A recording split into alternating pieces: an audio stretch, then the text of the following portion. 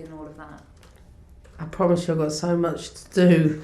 I'm not privy to some of their ridiculous conversations. Thank goodness they don't want me part of them anyway. I probably can't. I'm sure they have them. We're all football fans too, but I know the dressing room, and as far as we're concerned, we're in control of what we want to do, and that's, I think, all we focus on.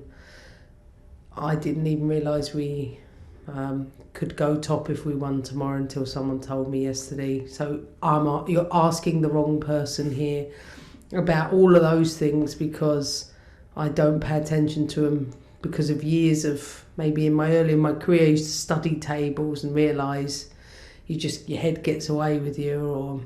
So I learn now, I never look at them, and I couldn't tell you which one of our dressing room does either. Thank you. That's Wow, that's a good question. We always think when you win things, it's actually a relief, first and foremost. We pride ourselves on the really highest standards, so even talking to players today that weren't happy with their performances on Sunday, I always remind them that there's hundreds of girls and women across the country that would cut their arms off to not only play in an FA Cup final or be part of a team in a cup final, but to win in an FA Cup final.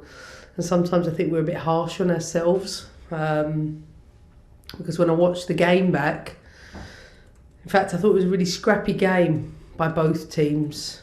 Second half, I thought there was only one team that was going to win it, especially when we brought P on the pitch and just executed the right details in the right moments. And I think we showed once again what winning teams look like. So I think we celebrated that, what it takes to win, and we've just got to find another little bit in us to keep going for the last 1, 2, 3 games. As player, Emma? I think we've been tracking Shoka for about 3 years. We tried to bring her in sooner, but time wasn't right for her particularly. But she's the profile we've been looking for. I think she's wonderfully gifted. She's got pretty much everything. I think in the middle of the pitch, she can progress the ball up the pitch with both left and right foot. She can carry the ball. She can intercept like a classic number 6. She can also play as the 8. She can play as a centre back, but we haven't brought her in for that. She's gifted. She's part of that generation, that young generation of German players that, as I said, we've been watching her a long time. She knows that, and we're delighted to finally be able to announce her. And how much of Sam Kerr being named the Football Writers Player of the Year? Brilliant. She's probably doesn't think she deserves it.